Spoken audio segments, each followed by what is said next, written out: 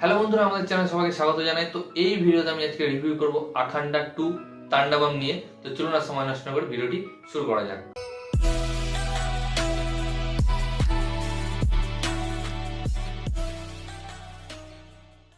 তো প্রথমে সরি চেয়ে নিচ্ছি, কারণ রিভিউটা করতে অনেক দেরি হয়ে গেল। আর দেরি হওয়ার কারণও রয়েছে, কারণ এই সিনেমাটি প্রথমে 5 তারিখে রিলিজ হওয়ার কথা ছিল, বাট তখন সেটা রিলিজ হয়নি এবং এটা ঠিক তার পরের সপ্তাহে রিলিজ হয়, এক সপ্তাহ পরে, কারণ এর রিলিজ নিয়ে অনেক ঝামেলা হয়েছিল। তো সেই কারণে দেরি করে রিলিজ হয় এবং আমাদের বাড়ির সামনে যে হল রয়েছে সেখানেও আসতে একটু দেরি হয় এবং আমারও একটু দেখতে দেরি হয়ে যায়। তো সেই কারণে আমার রিভিউটা করতে একটু দেরি হচ্ছে। তো প্রথমে আমি যে কথাটা বলবো, এই সিনেমাটা দেখতে গেলে আপনাকে প্রথমেই বলি যে সিনেমাটার ডাইরেক্টর হচ্ছে বোয়াপাতি শ্রীনু। তো আপনি যদি সাউথের সিনেমা দেখেন, লক্ষ্য করে দেখবেন, বিশেষ করে তেলেগু সিনেমার যে অ্যাকশনটা হয় না, সেটা ওভার দ্য টপ অ্যাকশন হয়। এই ওভার দ্য টপ অ্যাকশনটা এনবিকে এবং আল্লু অর্জুন এরাই ভালো করতে পারেন।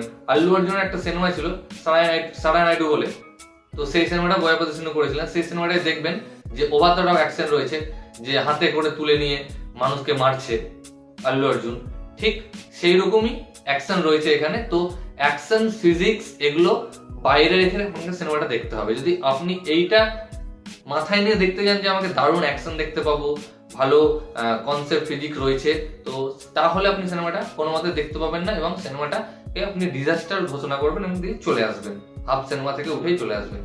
তো আমি এগুলো সাইডে রেখে যদি রিভিউ করি, তো সিনেমাটা একটা মাসি সিনেমা, আপনাকে শুরু থেকে শেষ পর্যন্ত এন্টারটেইন করবে। সিনেমাটা প্রায় 3.5 ঘন্টার সিনেমা, কিন্তু যদি আপনি এই যে জিনিসগুলো আমি বললাম সেগুলো যদি মাথা থেকে বাইরে বের করে রেখে আসেন, তাহলে সিনেমাটা আপনাকে শুরু থেকে শেষ পর্যন্ত এন্টারটেইন করবে। এবং আমি এই সিনেমার হলের যা রিয়াকশন দেখেছি, আমাদের ইন্ডিয়া তো প্লাস সাউথের দিকেও বিশাল রিয়াকশন, কারণ যে মাস সিনগুলো রয়েছে হল থেকে দর্শকরা উঠে সিটি বাজাচ্ছে। এমনি যদি কনসেপ্ট বলি, কনসেপ্ট আপনারা ট্রেলারে দেখে নিয়েছেন কি নিয়ে কনসেপ্ট ছিল। আমাদের সনাতন ধর্মকে কি করে চায়না মিটিয়ে দিতে চাইছে এবং একটা যুদ্ধের ঘোষণা করছে, এইরকম ধরনের কনসেপ্ট ছিল। এবং এখানে এনবিকে অর্থাৎ আখান্ডা এসে কি করে বাঁচাচ্ছে আমাদের সনাতন ধর্মকে এবং ইন্ডিয়াকে, এই কনসেপ্টটা নিয়ে তৈরি করা হয়েছে। তো কনসেপ্টটা ভালো, কিন্তু যে এক্সিকিউশনটা আমার কোথাও মনে হয় যে একটু অন্যরকম হলে ভালো হতো। যেহেতু এনবিকে কে আমরা একটু মাসি দেখতে চাই, অর্থাৎ অডিয়েন্সরা দেখতে চায়, তো সেই কারণে সিনেমাটাকে এরকম করা হয়েছে। এবং আমি আগেই বললাম, বোয়াপাতি শ্রীনু যতগুলো সিনেমা আছে তার প্রতিটা সিনেমাতে এইরকম ওভার দ্য টপ অ্যাকশন হয়ে থাকে। তো সিনেমাটা যদি আপনি এন্টারটেইনের জন্য দেখেন, তো আপনাকে অবশ্যই এন্টারটেইন করবে।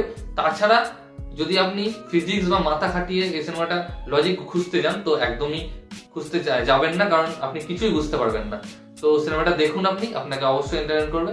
তো এই ভিডিওটা এতটুকুই গাইস। ভিডিওটি ভালো লাগলে অবশ্যই ভিডিওকে লাইক, কমেন্ট, শেয়ার, আমার চ্যানেলটিকে সাবস্ক্রাইব করুন এবং আমাকে ইনস্টাগ্রামে ফলো করতে পারেন। লিংক আমি ডেসক্রিপশনে দিয়ে দেবো ভিডিওটি দেখার জন্য। থ্যাংক ইউ, ধন্যবাদ।